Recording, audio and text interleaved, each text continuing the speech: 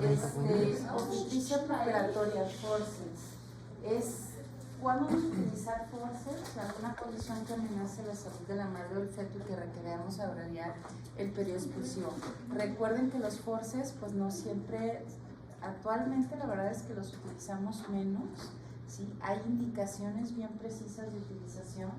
Generalmente son pacientes que tienen alguna patología como enfermedad cardíaca pulmonar, alguna infección, afectación neurológica o simplemente una prolongación del segundo estadio del trabajo de parto y queremos abreviarlo. Incluso en algunas pacientes con una cesárea anterior, antes se utilizaba forceps para abreviar el periodo expulsivo.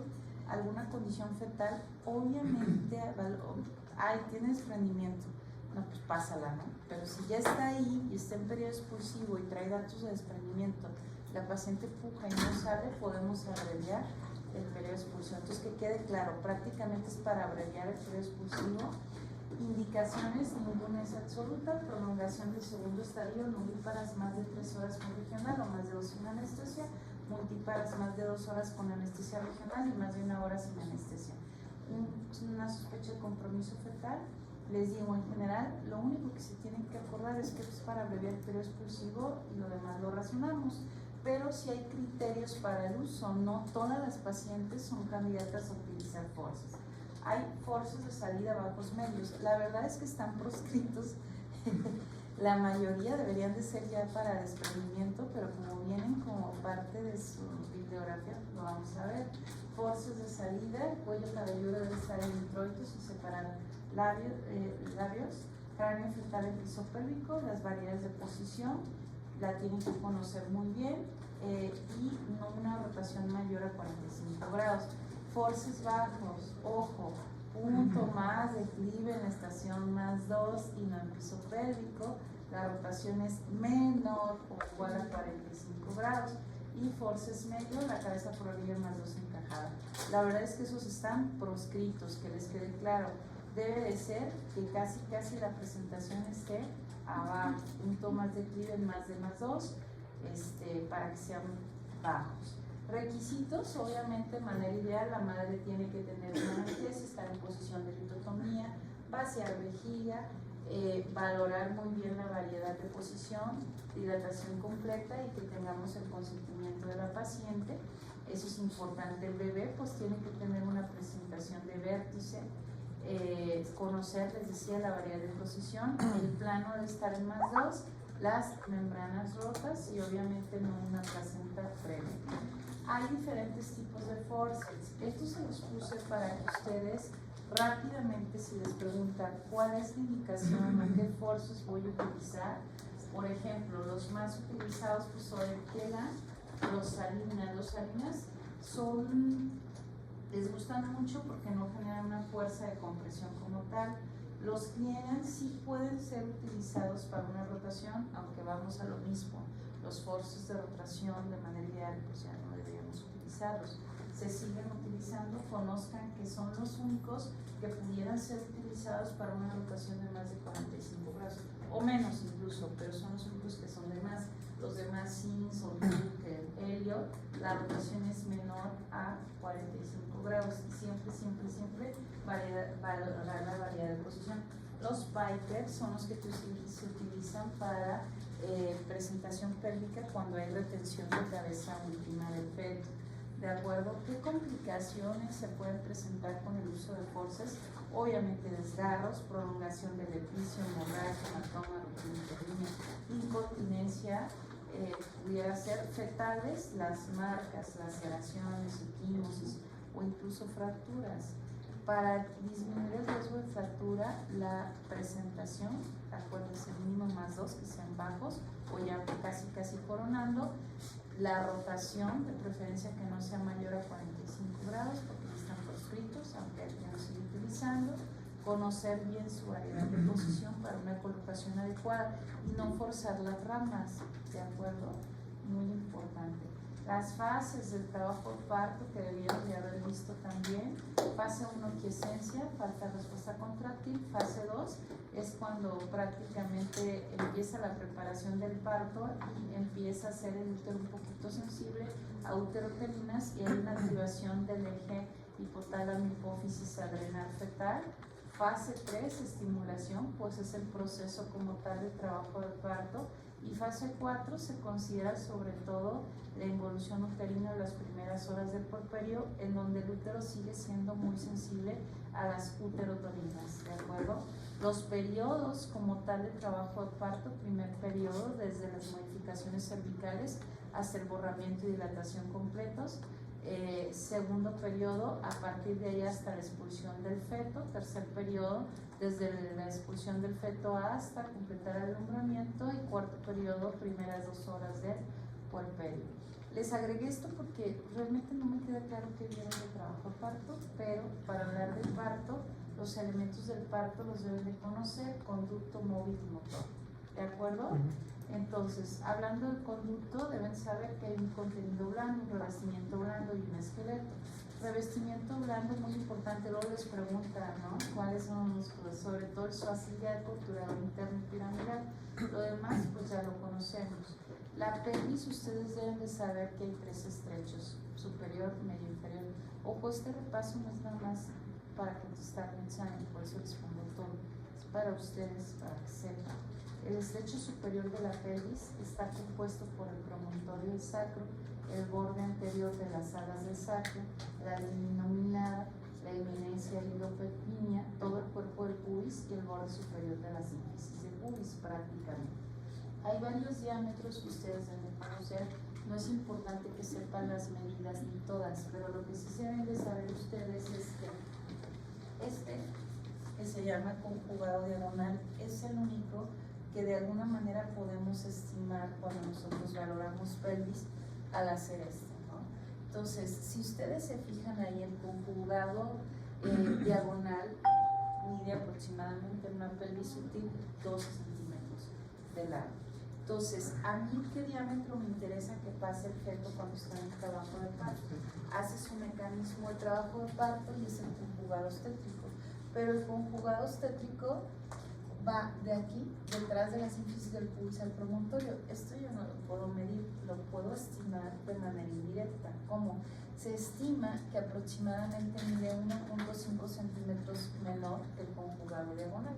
Entonces, si yo mido de aquí, de donde nace mi pulgar a la punta de mi dedo medio, y mido 12 centímetros, a lo mejor probablemente toque el promontorio, ¿no? Pero si mide menos y toco el promontorio, pues probablemente va a estar reducido este diámetro. Ojo, cuando hablamos de trabajo de parto, valorar una pelvis, hay que tomar en cuenta el producto. No es lo mismo un feto que pesa 5 kilos a un bebecito prematuro de 2 kilos que a lo mejor para él la pelvis va a ser útil y no necesito esto. Esta es la manera de valorar el estrecho superior de la pelvis. Yo dirijo con mi tacto hacia el promontorio, choco aquí con sínfisis de pubis y veo. Pero si este bebé ya está encajado, se supone que el estrecho superior es suficiente porque ya pasó, está fijo. ¿De acuerdo? Ok. Estrecho medio está limitado por el punto medio, sínfisis de pubis o el tubérculo retropúbico. Las espinas ciáticas, obviamente, ligamento sacroespinoso, la punta del hueso sacro. ¿Qué me interesa a mí ahí? Sobre todo el diámetro transverso biciático, que sabemos que mínimo 10 centímetros, ¿no?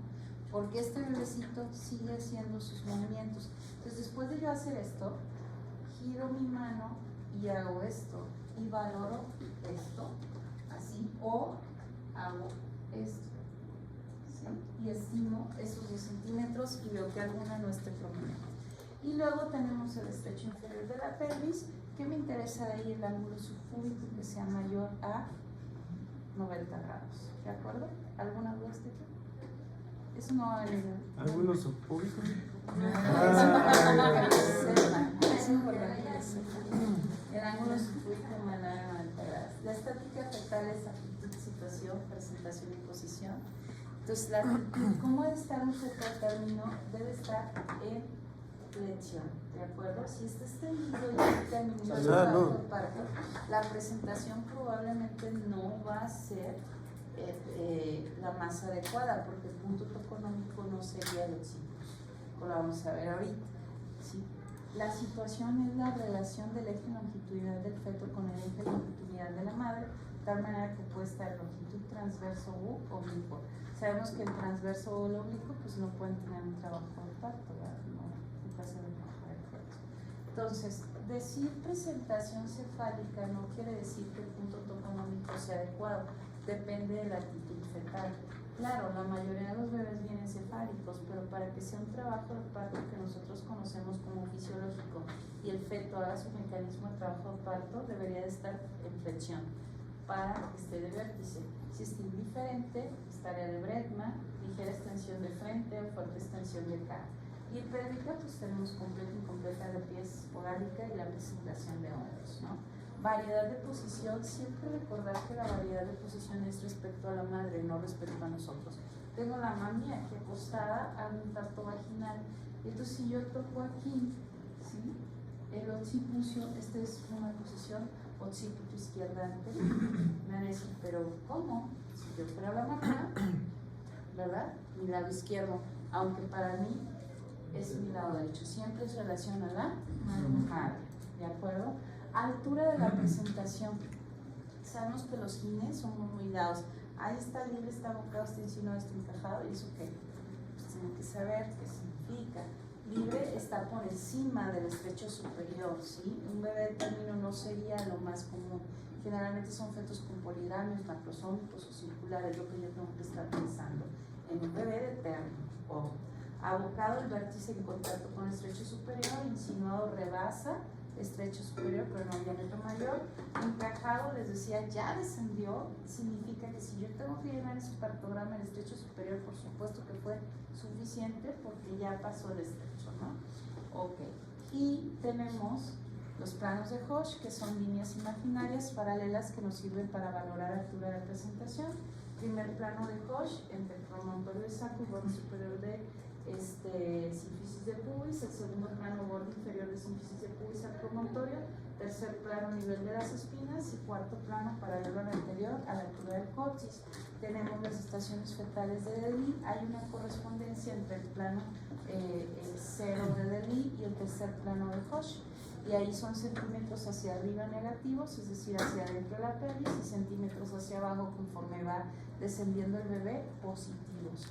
Y entonces, bueno, mecanismo de trabajo parto, no me voy a entretener, ya saben los movimientos del feto, encajamiento, descenso, flexión, rotación interna, extracción, rotación externa, restitución y expulsión. Ok, características de la contracción uterina, tono, presión más baja registrada entre dos contracciones. ¿Cuál es el tono uterino normal? Basal, es decir, entre una y otra contracción de 8 a 12 milímetros de mercurio. Intensidad, pico máximo que alcanza la contracción en un trabajo de parto en fase activa, 30 a 60 es lo esperado. En periodo expulsivo sí pudiera subir hasta 100. Frecuencia, en un trabajo de parto, lo ideal es de 3 a 5 contracciones en 10 minutos, duración de 30 a 60 segundos. La actividad uterina se mide en unidades Montevideo y pues sabemos que es el producto de la intensidad de las contracciones por el número de contracciones en 10 minutos y debería de ser a 90 a 250 unidades Montevideo. ¿Sí? Esto es un repaso. Sí, por una casualidad me preguntaran de cuánto debe ser como mínimo para generar dilatación cervical la contracción uterina, pues. No, de fuerza. Hay quien dice 25, pero no, milímetros de mercurio, ahí sería 25 milímetros de mercurio. Lo ideal sería arriba de 30, pero puede. ¿Y a partir de cuánto es palpable la contracción? 60, 30. ¿A partir de 10? 15. 15 milímetros de mercurio. El tono basal es de 8 a 12. Arriba del 15 puede llegar a ser perceptible, sí, pero no efectiva. Okay. Por eso el toco dinámico, ¿va? Pero, bueno, distocias dinámicas, la actividad uterina, ¿qué es lo esperado? Si yo quiero hablar de distocias, tenemos que saber qué es lo que sería normal para mí en un trabajo parto en fase activa, ojo. Frecuencia 3 a 5 contracciones en 10 minutos, intensidad de 30 a 50 o 60 milímetros de mercurio, que dure 30 a 90 segundos y el tono basal de 8 a 12. Todo lo que se salga de ahí no es normal. Entonces hay taquisistolia o polisistolia más de 5, brady menos de 3, intensidad hipersistolia más de 50. Ojo, no en un expulsivo. En un expulsivo puede subir más la intensidad de la contracción. Y las incoordinaciones, ¿no? Los anillos de contracción o anillos de Van, que son zonas anulares del útero que forman la cavidad también. ¿Qué es normal? Esto es lo esperado, una dilatación de una nulípara en un trabajo de fase. A ver, ¿quién me dice a partir de cuántos centímetros inicia la fase de 5 centímetros ya? A lo largo de la historia ha ido cambiando. Yo me acuerdo en mi época nos decían 3, luego le subieron a 4, ahorita 5. Ya hay libros que dicen 6, pero en promedio la mayoría. O sea, en el examen son 5. ¿Y el examen cuánto? ¿Cuántos se dan? 6, ¿no? 4, 5, Sí, también en el William Ya les dice vamos a cuántos la es. literatura y valor. No, O sea, no, la mayoría de las En GP6 es 6, ¿no? Entonces 5. depende. 4 es Ay, 6. no se van a manchar como para poner 5 o 6. 4.5. No van a poder eso. Se puede, pero la mayoría sigue usando 5, alguien ya usa 6 centímetros de dilatación. Esa es la primera Lo que sí pregunta, es Marta. importante, no se tienen que aprender, no se enfoquen en, o sea, tienen que saber, ¿sí? ¿Qué sí tienen que saber? Si yo tengo una paciente en trabajo de parto, ojo, con actividad uterina regular, con las características de las contracciones que ya les mencioné, lleva más de 2 horas y no ha avanzado, pues algo está pasando, ¿sí? Entonces, ¿qué tengo que hacer? O hago amiotomía, o si tiene 3 contracciones, a lo mejor le aumento para que tenga 5 contracciones y la conduzco, o qué voy a hacer, pero dentro de lo normal, a lo mejor le voy a hacer su policistolia ahí. Entonces, ¿cuánto es lo esperado que desciendan? Nulíparas 1 centímetro por hora, multíparas 2, hay un cese del descenso cuando no desciende por 1 o 2 horas, los partos precipitados, ¿ok? Un juego obstétrico menos de 11.5, teoría menos de 10, estrecho medio menos de 9.5 y diámetro visquiásico menos de 8 o ángulo subpúbico menor a 90 grados. Hay distocias del objeto del parto, presentación, situación de flexión, anomalías de variedad de posición. No me voy a tener mucho, distocia de hombros ya saben. Marrovers es la maniobra que normalmente hacemos, una hiperextensión brusca de las caderas. En la mayoría de los casos va a resolver la distocia de hombros. Si no, podemos hacer compresión suprapúbica, maniobra de Bush, Jacquemin. Gaskin resuelve el 85% del resto de los casos. Es una posición de gateo y una fractura deliberada de clavícula. Pudiera ser una de las maniobras. Sabanelli, regresar. Ok. ¿Podría regresar? Sí, claro que. Otro ¿Es bien punto. difícil? ¿Otra? Sí, es que le Es que primero Marrovers. Ya depende. Poner a la paciente en Gaskin ahorita en las salas de exclusión, que la mayoría siguen siendo litotomía, es bien complicado. Con la cabeza ahí, para que rotes la paciente. A lo mejor los que están en partos verticales o posición al piso, qué sé yo, pues a lo mejor te giras y la vas a Según la línea de McRoberts, más anti-Rubin, luego Booth, luego Rubin 2, luego Gaskin, y luego ya las de Hay, si te vas por orden en sentido de riesgos de lesión del plexo braquial, sí.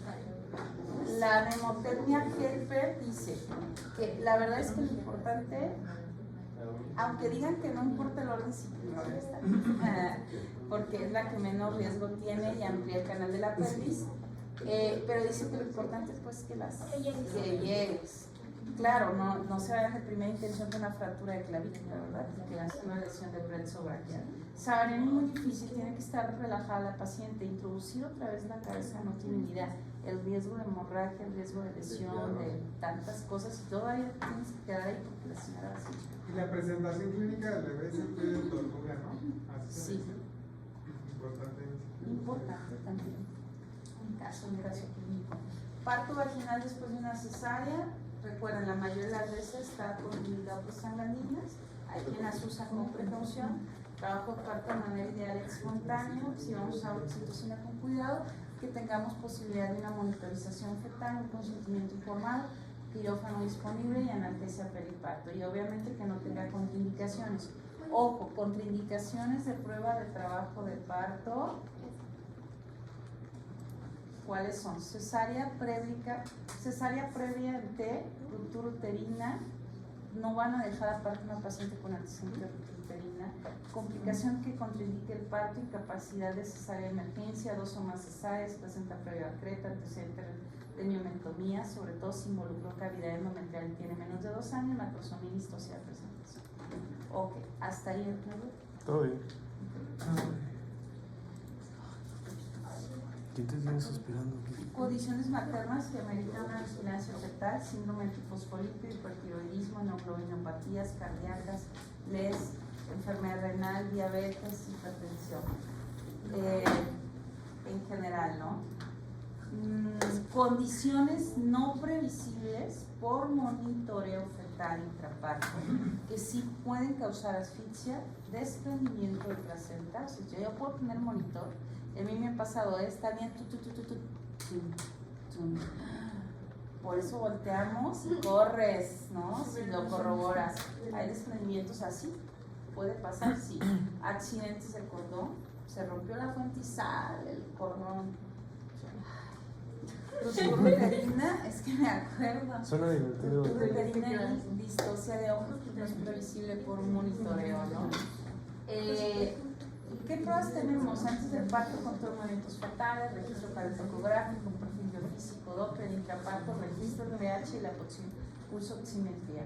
Pruebas sin estrés, sabemos que es reactivo, nos habla de bienestar fetal. Para que sea reactivo, más de 2 ascensos. Los ascensos ya sabemos que son más de 15 segundos que dure el ascenso y que sean más de 15 latidos por minuto respecto a la basal, ¿sí? Ojo, ¿cuál es el valor del registro cardiotocográfico de la prueba sin estrés? Objetivo negativo del 99.8%. ¿Qué quiere decir esto? Si está patológico, no siempre me asegura que hay alguna alteración, o si es categoría 2, sobre todo, que esté inconcluso, ¿no? Pero si tengo una paciente, ojo, sin comórbidos, no diabéticas, sobre todo, porque las diabéticas no tienen palabra de honor. Entonces, si la paciente no tiene comórbidos y tiene una prueba sin estrés normal, lo más probable es que todo esté normal, es decir, que no haya algo que me vaya a complicar en la siguiente semana. Pero si está alterada, no necesariamente me habla de una patología, a menos que sea una bradicardia sostenida, una taquicardia sostenida, un trazo mioso. Si no, pues habrá que complementar. Un trazo no reactivo no es igual a una pérdida de bienestar fetal, puede ser un periodo de sueño fetal. Entonces hay categorías: 1 normal, 2 indeterminado y 3 anormal. Y categoría 1 normal, que es lo normal, frecuencia de 110 a 160, variabilidad moderada. Pudiera haber algún desaceleración temprana, descensos no debería de haber, y las aceleraciones, ¿no? Categoría 2, puede haber bradicardia sin disminuir variabilidad, taquicardia, sí, aceleraciones ausentes luego de la estimulación, es decir, me está llamando la atención, pero no es francamente patológico. ¿De acuerdo? Categoría 3, ausencia de variabilidad, desaceleraciones tardías, variables, bradicardia, patrón sinusoidal, alto riesgo de encefalopatía neonatal, parálisis cerebral y acidosis, y obviamente muerte fetal. ¿Sí? Hay trazos omiosos que hay que pasarla a cesárea de urgencia. Ok, perfil biofísico, tenemos un perfil biofísico que valora movimientos fetales, ¿no? Que es de flexoextensión y troncales, líquido amniótico, la prueba sin estrés. Hay quien lo hace con prueba sin estrés y hay quien no incluye prueba sin estrés. Si no incluyes prueba sin estrés, puntaje mayor sería 8 puntos, pero normalmente tratamos de incluirla para dar 10 puntos. 8 a 10 puntos normal, 6 a 8 equivoco, pero depende de las semanas y si es por líquido amniótico, que nos pudiera hablar de una asfixia crónica dependiendo de, y menor a 6, pues siempre, bajo cualquier circunstancia será anormal. Flujometría Doppler, sabemos que en RCIU es fundamental, o que también nos sirve para incompatibilidad de ADRH, valorar anemia fetal, ¿no? Tiene un valor predictivo negativo del 100% y se correlaciona por acidosis y hipoxia. pH en sangre cabelluda, normal pH de más de 7.25, menos de 7.20 siempre será anormal. Ok, ¿hasta ahí bien? Aborto. expulsión del producto de la concepción antes de las 21 semanas o peso menor a 500 gramos. Amenaza de aborto, caso clínico, paciente embarazada, ¿cómo sospecho de embarazo? Por amenorrea, por una prueba positiva, pues ya tengo que pensar siempre primero en descartar un embarazo. Si yo pienso en un embarazo, llega la paciente o ya veo un saco y tiene sangrados sin cambios cervicales, es una amenaza de aborto. ¿Sí? Aborto inevitable, cuando ya hay ruptura de membrana sobre todo o una dilatación cervical con un sangrado abundante, pues lo vamos a expulsar. Incompleto, quedan restos del producto de la concepción. En un caso clínico, pues un ultrasonido donde se vean ecos mixtos o ecos amorfos. Aborto retenido, pues pudiera ser un embarazo anembriónico o un feto sin frecuencia. Y recurrente, hay quien utilizaba antes el término aborto habitual, 2 o más, y recurrente más de 3. Ahora hay muchos que ya procuran no utilizar esos términos. Criterios de embarazo no viable. Aborto en evolución no es como una clasificación. Hay quien lo agrega, aborto en evolución, pero Como el inevitable, ¿no? pues ya está. Según yo no es saliendo. Para fines de exámenes, si es menos de 20 semanas, es que en esa clase nos pusimos como que piquis con la definición y empezamos a hacer números extraños. Hasta la guía dice 21 y hay quien pone 22. No, la gente sí dice 22, ¿no? No. Yo quedamos con Sí, ya dice 22. 22 dice Decía 20, ¿no? Ajá, pero ya dice 22. La nueva gente Para sí con- dice La nueva dice 22. Estar con los Pues 500 tomen gramos. en cuenta, no creo que les pongan el punto de 21, corte, 22. pero un peso fetal menos de De 500. Si se los llegan a poner, pues no es un producto viable. Si quieren tomar 22, tomen 22. Es uno muy un intenso, producto ¿verdad? viable. Claro, no le suben a 24, o sea, bebés de 23 que han sobrevivido. Y hasta aquí, 400 gramos, hay un caso publicado. Acá no es frecuente en México, pero obviamente que van a tener sus bebés retinopatía, parálisis cerebral, problemas intestinales, etc. Criterios de embarazo no viable, muerte embrionaria. Hay quien pone el punto de corte de longitud, debe ser de 5 milímetros, es decir, si yo ya tengo un embrión con 5 milímetros, hay literatura que sube a 7, pero la revisión del New England dice que la gran mayoría a los 5 tendría que tener. Aquí habría que valorar, si yo lo veo hoy con un embrión de 5 y no tiene frecuencia, lo veo en una semana y sigue con 5 y no tiene frecuencia, pues ni ha crecido ni tiene frecuencia. Es igual el saco, ¿no? Si tú le quieres dar la oportunidad y esperar a ver si crece, llega a 7 y sale latido, lo podemos hacer, es válido. En promedio la mayoría toma 5. Entonces si veo un embrión de 3 milímetros sin frecuencia, pudiera ser esperado, hay que dar chance. ¿Sí? Eco vaginal, eco pélvico es diferente. ¿Sí? Vaginal más de 16 milímetros sin embrión es anembriónico. En el pélvico más de 25 sin embrión. ¿De acuerdo? Es anembriónico. Pero ese es el saco medio gestacional.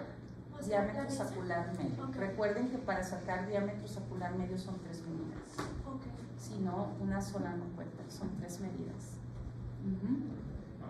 Pero me quedé con la de la tablita.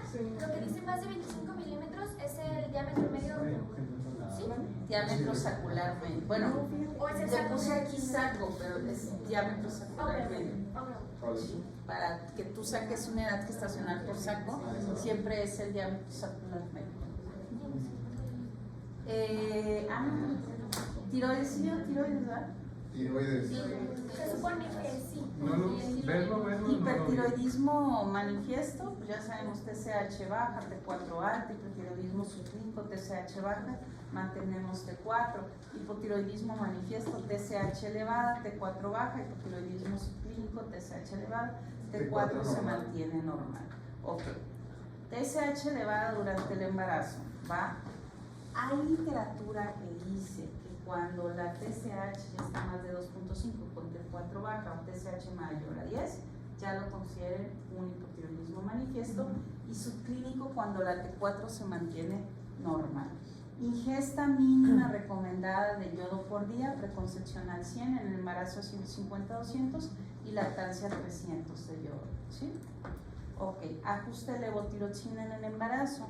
No es regla, se recomienda un incremento de dosis del 25 al 30% y en el posparto regresar a la dosis pregestacional con un control de 6 semanas. Recuerden que cuando ustedes hacen ajuste de levotiroxina se ve en 4 a 6 semanas el efecto máximo real de ese ajuste. ¿De acuerdo? Hipertiroidismo gestacional, pues ya lo saben, L4 elevada, TSH suprimida, se puede presentar en un 3% del embarazo y valoras si le vas a dar o no por los efectos secundarios los fármacos antitiroideos. ¿De acuerdo? Hipertiroidismo subclínico no se asocia a efectos o resultados adversos perinatales y tampoco está indicado dar siempre tratamiento por lo mismo que les digo de los efectos adversos de los medicamentos. Si la TSH está muy suprimida, realizamos la exploración, tomamos T4 libre, T3 y anticuerpos contra TSH nos pueden ayudar en el diagnóstico. ¿Cuáles son los criterios para que ustedes pidan como algún tipo de estudio de anticuerpos contra TSH? Madre con hipertiroidismo, antecedente de tratamiento de yodo radioactivo, hijo con hipertiroidismo o tiroidoectomía por hipertiroidismo. ¿Sí? En las pacientes podemos dar PTU de elección en primer trimestre. Si tenía metamizol, también a PTU. El objetivo es llevar la T4 a la normalidad. ¿De acuerdo? A lo mejor la TSH no, pero mientras tengan la T4 normal, está bien. Ojo, ya les dije, no a todas les damos tratamiento, hay múltiples efectos secundarios, individualizan cada caso. ¿De acuerdo? Enfermedades cardiovasculares, ya dijimos, más comunes, insuficiencia cardíaca, infarto, arritmia o disección aórtica, incrementa el riesgo de infarto agudo del miocardio, insuficiencia cardíaca más de 8 Hz, lo que es las enfermedades cardiovasculares, ¿sí? Se incrementa también arriba de la edad de 40 años y en raza negra.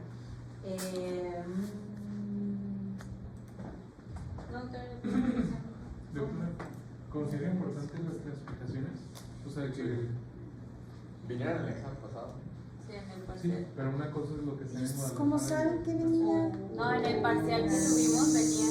Y póngale guía, por menos. O sea, Ah, tu en el examen, parcial. ¿no? Sí, en el parcial vino. Oye, Sí, es importante que más o menos, no de memoria todos, pero hay básicas, ¿no? Si les pone una fracción de eyección, ya lo vimos, menos de 30%, claro, que es un Se va a morir. grado 4 y es su contraindicadísimo el embarazo, se va a morir. Una hija Ajá, de que 5. le dices, oye, pues, ¿qué estás pensando, no?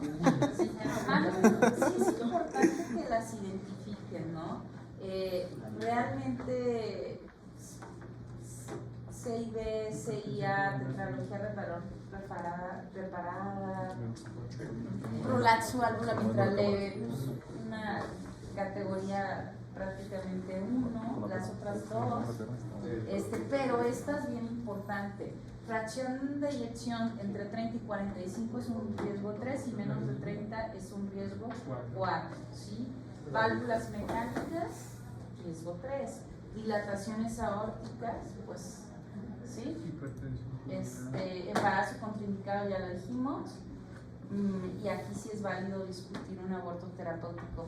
Me queda claro que hay muchas cosas que no están nomás en aborto, pero cuando el riesgo de mortalidad materna es alto, secundario a una patología obviamente materna, está más que normado, que es nuestra obligación ahí sí valorar.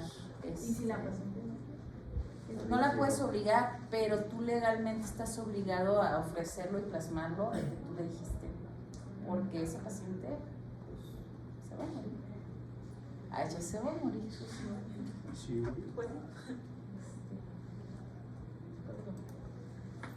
¿Cuáles son las pruebas que vamos a realizar? BNP, ya lo dijimos. ¿De qué nos habla BNP? Insuficiencia cardíaca. Si sospechan o trae la paciente datos de, pidan un BNP. BNP mayor a 100 picogramos mililitros o NT pro BNP más de 450 sugieren insuficiencia cardíaca. ¿A quiénes les vamos a pedir troponinas? Toda paciente con dolor torácico que esté sospechando, pídeselas, las enzimas cardíacas. Electro, pues obviamente también pacientes con dolor torácico, dificultad para respirar. ¿Qué esperan ver en un electro, una TEP? ¿Una qué? ¿Una TEP? El McKinney. McKinney. Guay. S1Q3T3. Pero es muy. Oye, ¿y cómo se dan el electro? 40%. La primera derivación se ve con. ¿Y por qué nunca nos tomamos?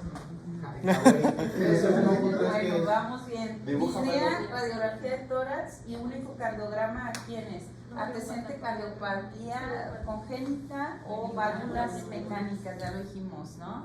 Y dan el ecocardio. A veces si la paciente cayó en paro y le estás dando y la sacas del paro y puede hacer un ecofaz, hay que Tracción hacerlo, del sí, bebé, ¿no? inmediatamente ver, o a veces hasta el trombo a veces se llega a ver, ¿no?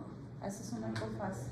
¿Qué otras pruebas se pueden hacer? Prueba de esfuerzo, valores de capacidad funcional, arritmias que a lo mejor hiciste un electro, no se ve, pero de repente la paciente tiene episodios taquicardia, bradicardia, qué sé yo, o dolor, no le sea otra cosa, pues le puedes hacer hasta el Holter o una prueba de esfuerzo.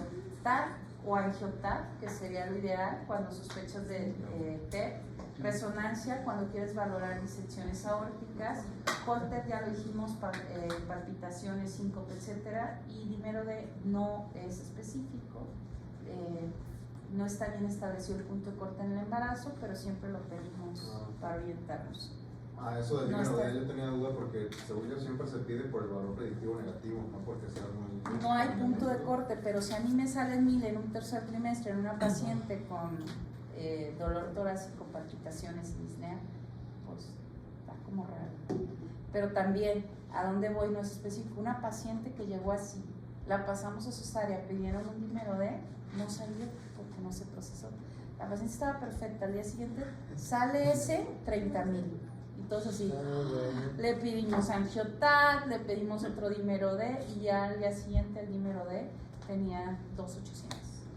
No es, o sea, se puede elevar por varias cosas, pero no hay un punto de corte. También me ha pasado pacientes con TEP comprobada y que están por debajo de 3,000 el dímero D que lo tomaste en ese momento. Entonces, sí te orienta, lo esperado es que se eleve, pero no hay un punto de corte específico.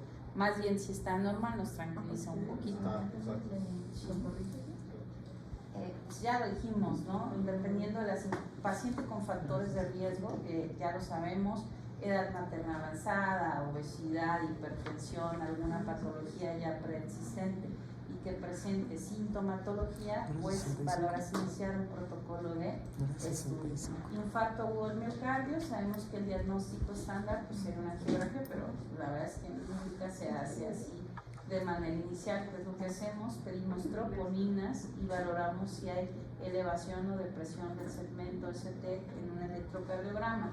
Manejo oxígeno, nitratos, aspirina, heparina y beta bloqueadores, ¿sí? En paro cardíaco, recuerden valorar, ¿no?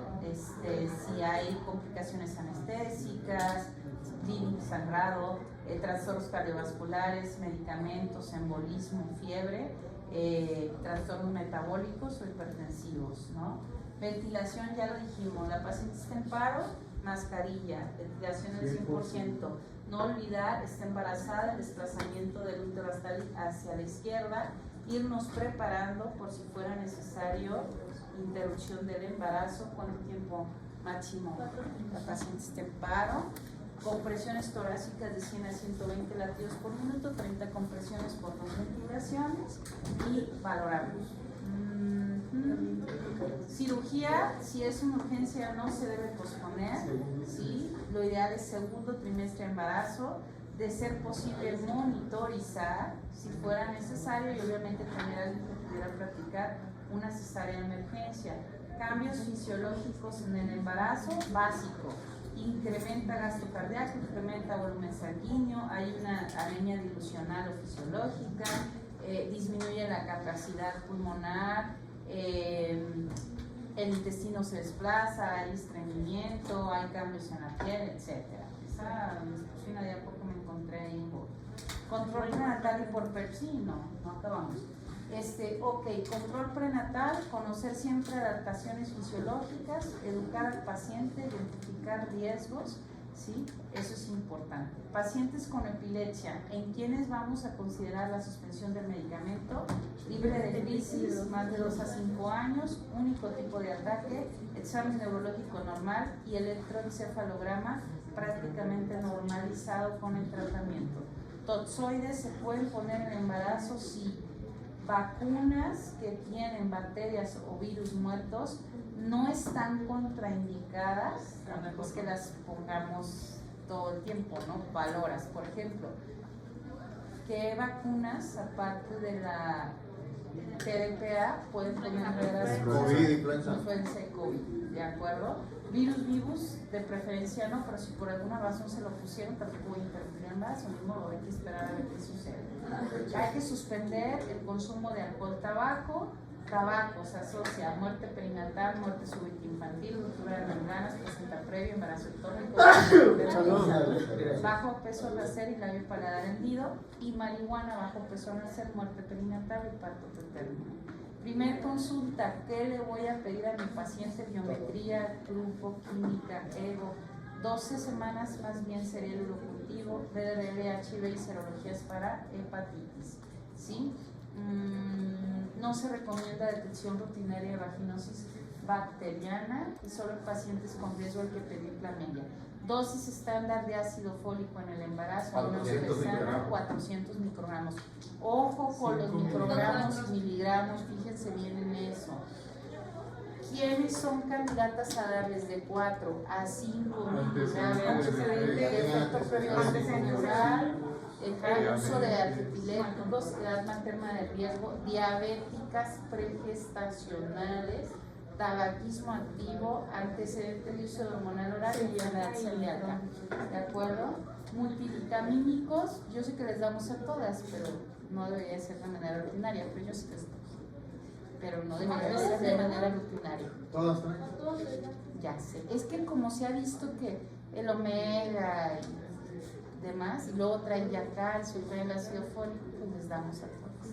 Pero no Mal no le hace. el omega, pues mal no le hace, nada más pregunte, porque me ha pasado que les doy una y al rato llega la señora con la bolsa y le digo, tráigase todo lo que toma, y me sacan y todas sus cosas aquí.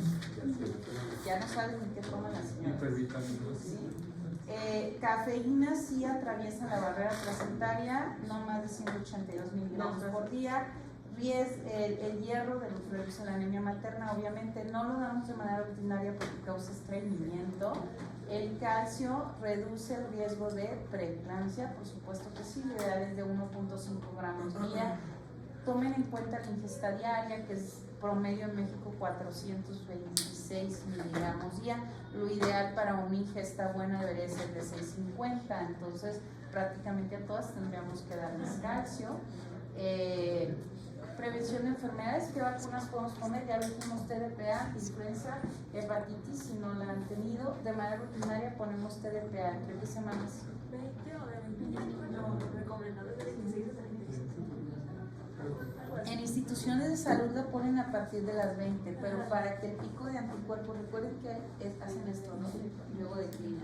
Después de las 26, 27 semanas y antes de las 36 sería lo ideal.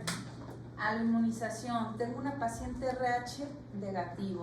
¿Qué voy a monitorizar? El CUMS. En este caso es indirecto porque se le toma a la madre y que esté negativo de manera ideal. ¿Sí? Aplicación de inmunoglobulina anti-D, ¿en qué semanas? 28 y 40, si es que días. 28 de manera rutinaria. Algunas guías ponen que pudiéramos poner otra a las 34, pero esa no está en todas. Pero lo que sí, al nacimiento antes de las 72 horas sería lo ideal. Hay un artículo bien bonito de su inmunización. Si pasan esas 72 horas y por algo no se auspiciaron, la verdad es que hay que ponerlo. Todavía tienes hasta máximo 4 semanas, pero no se queden con eso, es para su conocimiento. Si les preguntan, es antes de las 72 horas de manera ideal para que realmente el efecto sea el adecuado. Y hacemos prueba de Roser y prueba de, pues, dosis estándares de 300, pero si la paciente hubiera tenido una hemorragia obstétrica, Menos de pues, 2 semanas. Menos de 3 semanas. O las dos, 300. puedes dar la mitad de la dosis. Hay quien hace pruebas de Roser y de Becker y tú calculas realmente cuánto le tienes que poner al paciente, pero pues no. Dosis estándar, les das la media dosis, o si tuvo una hemorragia, pues le puedes poner todo. Aunque cuestionas eso porque realmente ¿En qué semanas aparece la circulación? No, La después de la circulación 8, que como a las 10. la circulación entre los Ah, ¿Cuál circulación? ajá. Pues hay un buen circulación. Materno. ¿A qué semanas? 4. ¿A qué semanas ya hay comunicación? Es que las lagunas se forman a ¿O a partir de qué la primera semanas se semana. forman las lagunas? ¿A partir de qué? Segunda semana. No, la tercera, más bien, El día 10. Día 13. Según el año. Día 15. No le pusieron Dos semanas. ¿A partir de qué semana? Se lo va a poner más fácil. Segunda. Se eleva el riesgo de que realmente pueda haber algún problema si hay un sangrado. 16. Antes de la Ah, cuando sale la aspirina, no. De 11, de la 9 a la 11. Sí, ¿vieron en biología? ¿La primera hora o cuál? Por eso Hace 5 años. No nos encantó. No los voy a revolver, pero sí tienen que saber ustedes. Si yo tengo una pérdida antes de las 4 semanas, ¿ustedes creen que hay un riesgo? 3 semanas, ¿hay un riesgo? No, empezar ni la cantidad cuenta sería medida, mínima. ni cuenta medida a lo mejor del aborto. Antes de las 4 semanas son la mayoría de las pérdidas y nadie se da cuenta. ¿Sí? ¿Qué dice la ACOT? Siempre hay que ponerla, hasta en los ectópicos lo ponemos, lo hacemos por prevención, pero la verdad es que a ciertas semanas no debería de haber ningún riesgo, ¿sí? Pero hay que ponerla. La dosis que dice la doctora es correcto, lo pone en la mitad de la ámpula, mínimo 150. Hay guías que dicen que le pones mínimo 50 por la cantidad de Yo me acuerdo sangrado, que había una pero cantidad, hay una... había una cantidad de sangrado mínimo necesario para aplicarla por electrodermocasia, pero no me acuerdo cuál era. ¿Cuánto es la mitad del ámpula? Se supone que lo promedio, hagan de cuenta que no todo el sangrado hay intercambio. Se supone que en un parto o en una cesárea con un sangrado estimado esperado, que sabemos que son menos de 500 mililitros, en realidad lo que se comparte son como unos 30 mililitros. Entonces, más bajo de eso, pues el riesgo sería bajo, pero pues siempre la ponemos. La verdad es que siempre la ponemos. ¿Por qué? Porque hay que prevenir. Si sucede en un... Ojo, 28 semanas dijimos que hay que ponerla, pero si tuvo un antecedente de una amenaza de aborto a las 20 semanas o un desprendimiento marginal de placenta, ¿la van a poner? Sí la van a poner, ¿de acuerdo? Hay que ponerla antes. Otra cosa les iba a decir de la inmunización. Nace el bebé, ¿qué vamos a pedir? CUMS directo y grupo IRH. Si el grupo IRH es negativo, ¿se pone?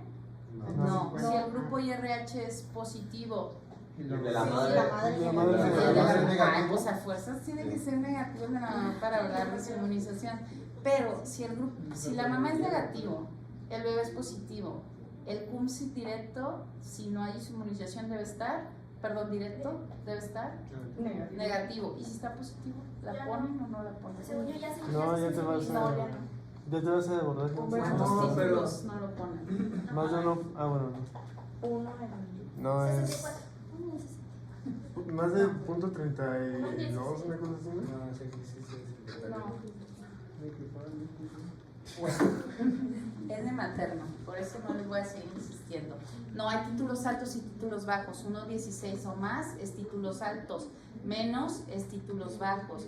Hay literatura que dice que la puedes aplicar, pero obviamente ya estás inmunizada, pero previenes algo más severo, ¿no?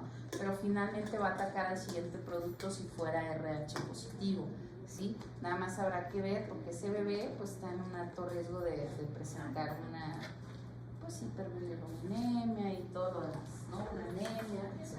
Ok, no nos... Entonces, ¿cuándo se pone 150 o no es relevante? Por ejemplo? ¿En abortos o amenazas? Sí.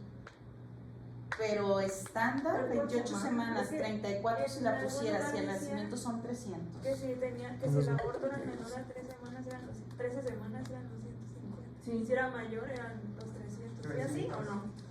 Sí. ¿Quieres que te lo diga con literatura o en la práctica? Porque En en la la práctica. práctica la vacuna cuesta entre 2.500 y 3.500 Hasta pesos. carita. ¿La tiras o la pones completa? Y si me preguntan. Si te preguntan, pues sí puedes usar el punto de corte 150 y si no la puedes poner completa. ¿Y no la venden así de 150? No. Crea Depende de la marca. Dice, la GPS dice Se la vendes al lado. que si se presenta una amenaza de aborto o un aborto antes de las 12 semanas de gestación se deben administrar 150 Es que eso es microgramos. lo que decía la Eso GPS, por eso preguntaba. Algo que le dije que sí puedes usar el punto de corte. ¿El peso que decías es menos de 1.32? No, Es que no, realmente no, lo que dice no, 2.32, o sea, por debajo de eso que era el Porque yo te lo estoy haciendo de 10. Pues es que en Clinic utilizan el punto de corte para anticuerpos de título alto por arriba de 1.16, como para matar, como para mandarlo ya materno a hacer Doppler seriados, y antes de eso manejan que lo pudiéramos seguir vigilando, ¿no? La verdad es que a todas las mandas cuando salen positivos, porque puedes hacer el Doppler de cerebral media desde las 16 semanas. Ok. Entonces, ustedes manejan el 1.16. Yo manejo el 1.16. Ok. Depresión, escala de Limburgo y enfermedad periodontal, el riesgo de parto preterno y bajo peso al nacer. ¿Cuándo se hace el eco de primer trimestre? Entre las 11 y 13.6 semanas, cuando la longitud cráneo-cauda mide entre 45 y 84 milímetros. Vemos translucencia nasal, hueso nasal, ductus venoso y regurgitación tricuspidia. Esta me la voy a saltar porque ultrasonido genético de segundo trimestre entre las 18 y 22 semanas, ideal 20-22 semanas. Si se pasa de esa semana no quiere decir que no lo podamos pedir, pero por el tamaño del feto probablemente no puedan hacer la valoración de todas las estructuras tan fácil o completa, pues hay que pedirlo si no lo tienen, ¿no? Pero lo ideal, pídanlo en las semanas que debe ser. ¿Le puedo revisar tantito? Gracias. Ya, gracias. Entonces sí le voy a dar más reacción a algunas, ¿eh? ¿Le viene de Febel usted? No, esos son de la clínica. Es de materno fetal. Si les preguntan qué van a utilizar, mira, lo que decíamos de los títulos, pero ya lo vimos, esto es de materno fetal. Está muy padre porque esta sí tomen en foto, esta es de la inmunización, les decía, títulos altos más de 1 en 16, y aquí viene todo el algoritmo de cómo pueden decidir y cuánto le van a poner al bebé de transfusión. Pero eso no se lo ocupan aprender, es de materno. Pero a mí me encanta ese tema. Alteraciones de crecimiento fetal, fetos con restricción de crecimiento uterino nos hablan de insuficiencia placentaria, pequeños para edad gestacional son fetos normales, pero obviamente está la genética de la mamá y el papá. Si tú mides a los 1.50 y 1.50, pues no espera un bebé. De 2 meses. ¿Verdad? Entonces, pues, pero hay que hacer el Doppler para diferenciar. Feto pequeño es todo aquel feto con peso fetal estimado por debajo del percentil 10. Restricciones por debajo del percentil 3 o que ya hay alguna alteración, ¿no?, en el Doppler. Ok, sabemos los criterios de Doppler, no me voy a entretener en esto, tampoco macrosomía por arriba de 4 kilos, complicaciones, distocias, trauma, hemorragia e incremento del número de cesáreas, embarazo postérmino, tampoco me voy a entretener, riesgos, muerte fetal, macrosomía, lesiones, síndrome de aspiración de meconio. Se recomienda el indulto con inducción a partir de las 41 semanas para reducir el riesgo de morbi y mortalidad perinatal. Ok, principal factor de riesgo de parto pretérmino, antecedente de parto pretérmino previo, ¿de acuerdo? Diagnóstico, actividad uterina, que puede ser 1 en 10, 4 en 20 o 6 en 60, dilatación de 2 centímetros o más o un borramiento. Si no, no es parto pretérmino. Tengo pacientes hospitalizadas con cerviz cerrado y con ectosiva. No. Progesterona, pues claro que puede ser segura, disminuye el parto pretérmino. Ojo, mujeres con cuello corto, si no, ¿para qué le dan progesterona? ¿Sí? Cuando podemos medir longitud cervical entre 19 y 24 semanas para identificar a aquellos pacientes que se pueden beneficiar con el uso de progesterona. Esquema de inductores de madurez pulmonar fetal. Ojo, se da cuando el riesgo de parto pretérmino es en los siguientes 7 días. Se recomiendan de manera ideal entre las 24 y 33.6 semanas.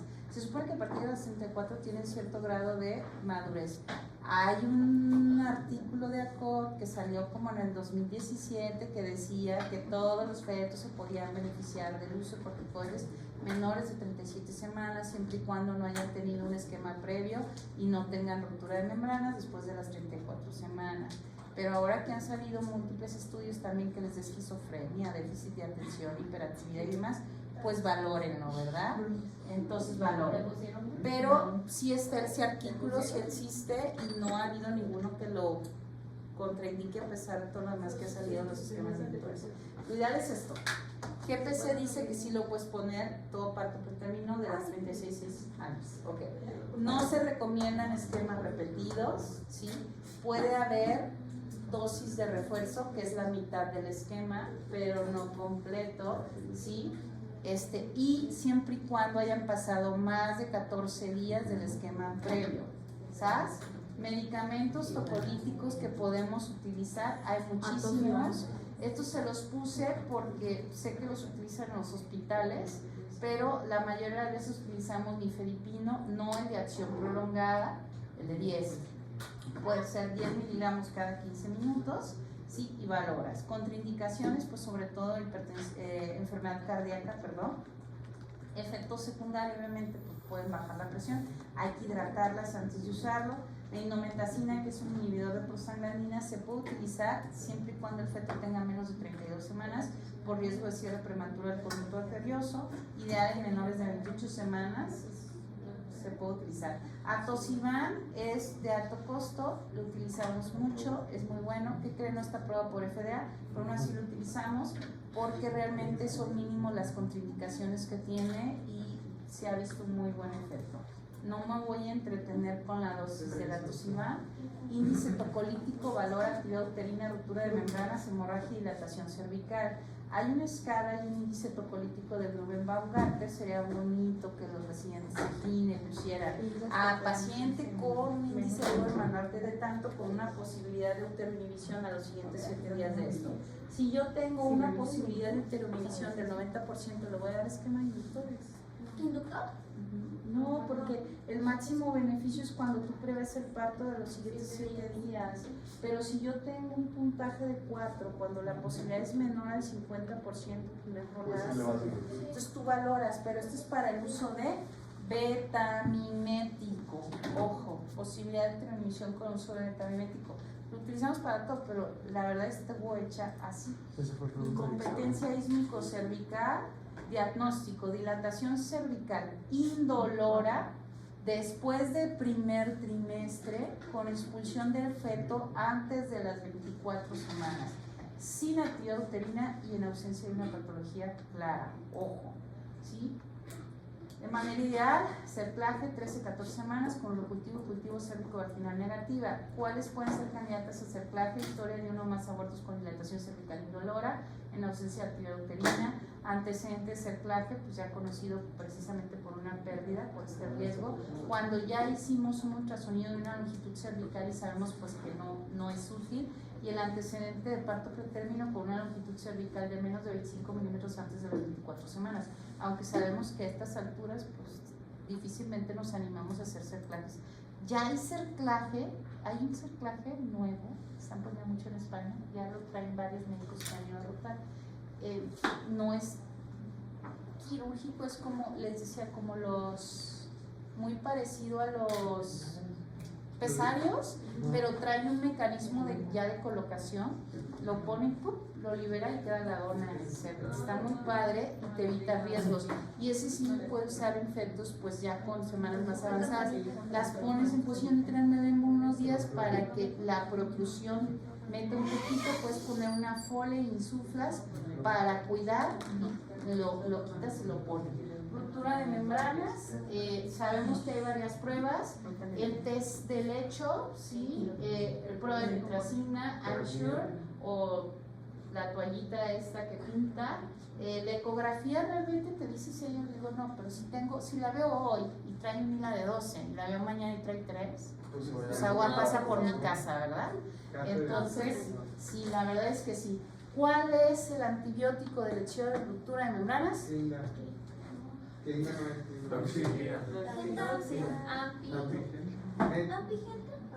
Amplieritro. Amplieritro es el esquema de elección en pacientes no alérgicas. Si son alérgicas pueden utilizar Clinda, claro que sí. Amplieritro, ¿qué dice acá? 2 gramos cada 6 horas de ampli por 48 horas y continúas con amoxi, y el eritro pues son los 7 días. Y ya es esquema profiláctico para estreptococo beta hemolítico en pacientes con ruptura que vamos a dar un manejo conservador. Justificado en menores de 34 semanas, posterior a 34 semanas no. Embarazo no, riesgo de preeclampsia 3 veces mayor, enfermedades 9 triples, mortalidad materna 2.5 veces mayor, riesgo 3 veces mayor de parálisis cerebral infantil, disigóticos 2/3, 100% son bicoriales, monocigóticos dependiendo de la división, 1 al 3 bibil, 4 al 6 monocorial biamniótico, 8 al 13 mono y más del 13 siameses. Ay, eso está súper bonito. De la otra parte me había quedado, no escuché bien, dijo amplieritro y dijo semanas o dijo algo así como... No está justificado un manejo conservador en ruptura posterior a las 34 semanas. Y fetos no viables, pues tampoco, o sea, inducción, ¿no? Menos de 24, la verdad es que se ha hecho.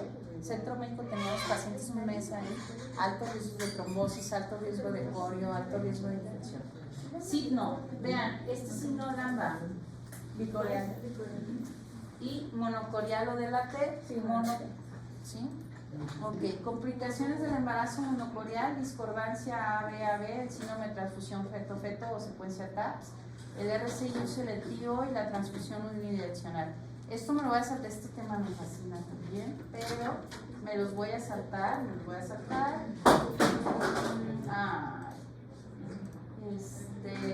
esto sí es importante de su competencia. Mono a las 32 semanas, mono 36, y coreales a partir de las 37 y triples a partir de las 35 es lo que dice la TTC. Ok, ahora viene lo bueno. Esto sí, préstenme toda su atención. Sí, porque pues todo es importante, ¿no? Pero esto es clínica y lo tienen que saber. Desprendimiento de placenta o abrupto placentario.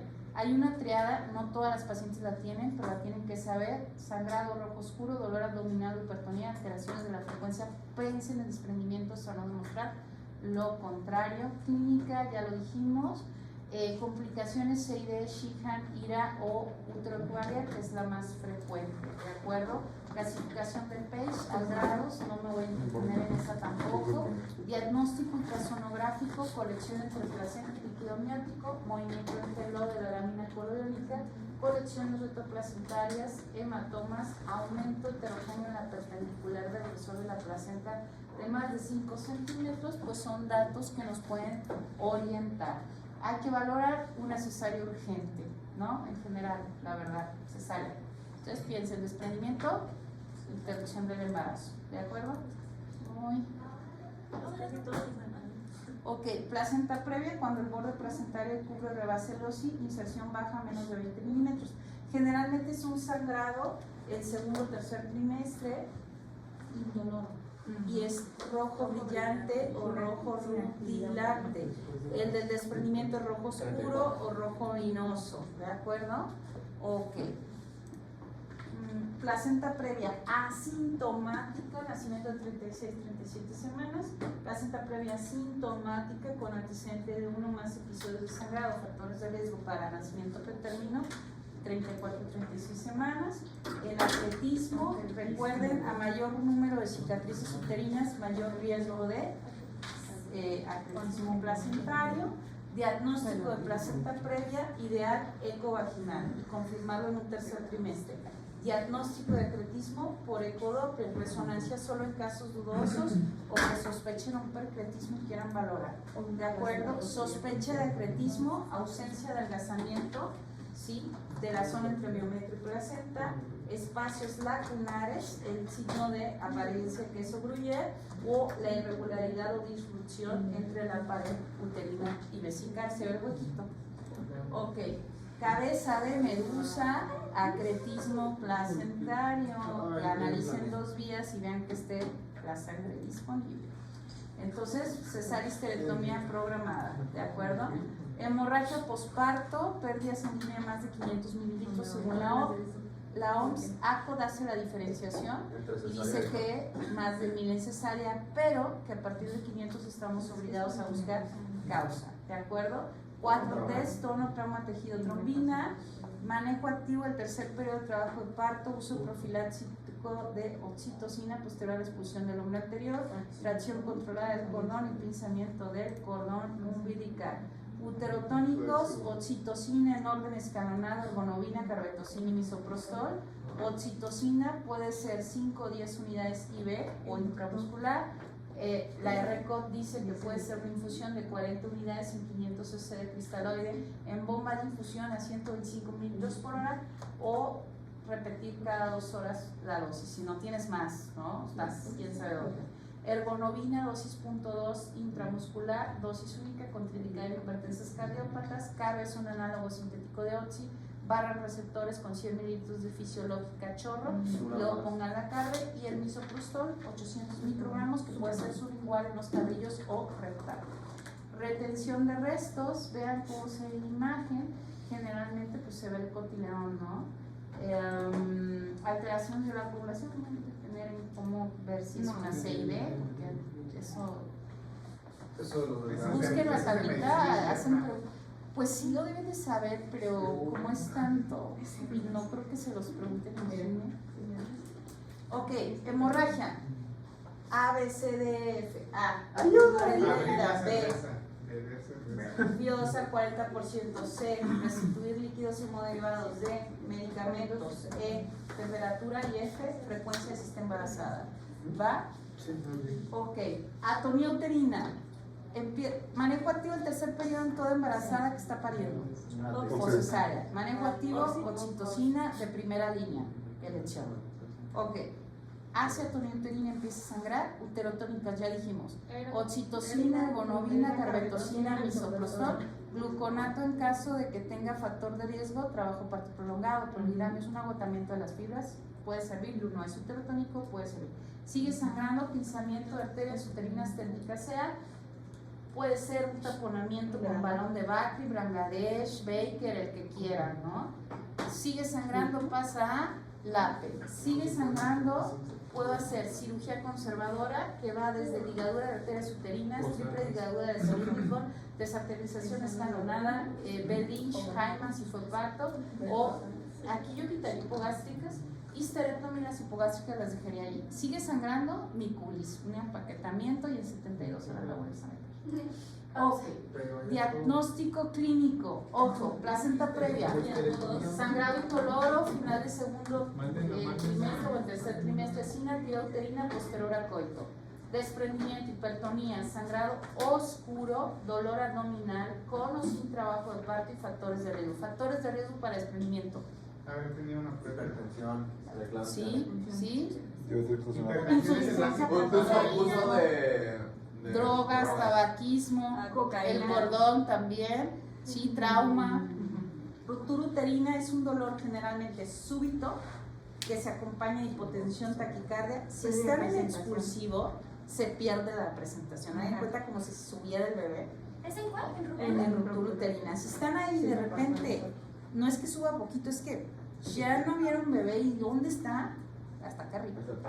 Se rompió el útero. Alteraciones en la precorra, atonía uterina, sangrado rojo rutilante y útero flácido, diagnóstico atonía uterina. Diabetes gestacional es una intolerancia a los carbohidratos que se diagnostica por primera vez en el embarazo después de las 14 semanas. A partir de esas semanas, perdón, diabetes pregestacional, pues ya conocidas o en primer trimestre, ¿de acuerdo? Los hijos de madres diabéticas pregestacionales tienen un riesgo de 4 a 10 veces mayor de malformaciones y está correlacionado con el nivel de hemoglobina glucosilada. Hay una clasificación que se llama clasificación de White o de Priscilla White que nos sirve para hablar del grado o cómo va esta diabetes y sus complicaciones, ¿no? Nada más que sepan eso. A1 con dieta, A2 con tratamiento de insulinas gestacionales. Recomendaciones: Diabéticas pregestacionales, sobre todo si es tipo 1, se asocian un 15% a trastorno tiroideo, hay que pedir TSH-T4, TEA mantener por debajo de 130-80, ya que tienen mayor riesgo de preeclampsia. Dosis de ácido fólico, recuerden que se sube a 5 miligramos al día. Dar aspirina, la verdad es que déjenlo en 100 a 150, no 60, y pedir su depuración de creatinina y proteínas en 24 horas. No se recomienda embarazo, no, pero es importante que lo sepan. No se recomienda embarazo en pacientes diabéticas pregestacionales con hemoglobina glicosilada mayor a 10, alto riesgo de muerte fetal intrauterina, cardiopatía isquémica, nefropatía avanzada, retinopatía, hipertensión arterial descontrolada y gastroenteropatía. Eso lo deben saber ustedes. Riesgo, ya sabemos, antecedente de primer grado, antecedente de diabetes en embarazo anterior y obesidad. Criterios diagnósticos de diabetes pregestacional son los del adulto: glucosa en ayuna mayor o igual a 126, 2 horas postcarga de 75 gramos más de 200, al azar más de 200, hemoglobina glucosilada mayor o igual a 6.5%, curva de 75 gramos, puntos de corte en ayuno mayor o igual a 92, 1 hora mayor o igual a 180, 2 horas mayor o igual a 153. Requiero un criterio para que sea diabética gestacional. 2 pasos: test de O'Sullivan, no requiere ayuno, 50 gramos. Si está más de 140, pasamos a la curva de 100 gramos. Poblaciones de riesgo pueden utilizar punto de corte 130-135 y pasan a la curva de 100 gramos.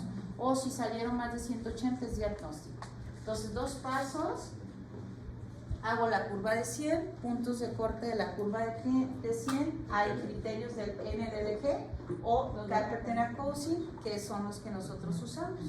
Aquí se requieren 2 valores para hacer el diagnóstico de diabetes. Nos preguntan de la población de riesgo en el 130 y también 135. No viene. ¿Qué preguntaste, Alexia? Metas terapéuticas. Eso ya lo vieron, ¿verdad? ¿Me lo saltó? Sí. Eso es importante. Cuando el crecimiento fetal es igual o mayor al percentil 90, es decir, un feto grande para edad gestacional, las metas terapéuticas bajan a menos de 80 en ayuno o menos de 110 a las 2 horas postprandial. ¿Sí? Insulina, todo esto me lo voy a saltar porque ustedes ya deben de saber calcular la insulina. El control prenatal de las diabéticas ya lo vieron. Ay, es que ¿no los vieron? ¿Criterios ya? Sí, eso también. Pues de haber visto vimos todo, ¿no? ¿Qué desaparece? Bueno, pues. Pero dominar. Pégale, doctora, pégale. Es broma, doctor. No, pero me refiero, ya lo saben, pues. Sí. Si lo saben, Sí, pues saberlo. Pregúntale la luz. Lo ubico. Preeclampsia, ya sabemos, aumentan factores antiandrogénicos y disminuyen los angiogénicos. Factores de riesgo: edad materna avanzada, antecedente familiar, paternidad, índice de masa corporal mayor a 30. De acuerdo, esto, perdón, 100, 150. Calcio también.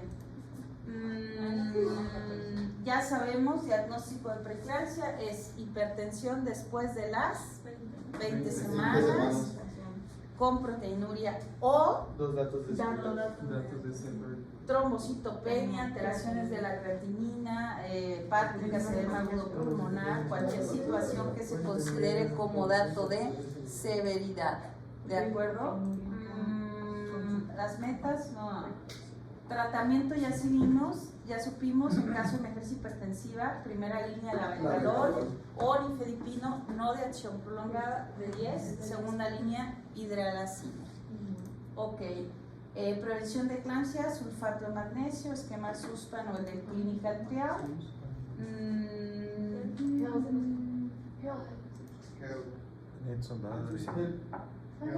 Gel, hemólisis, enzimas hepáticas elevadas y trombocitopenia.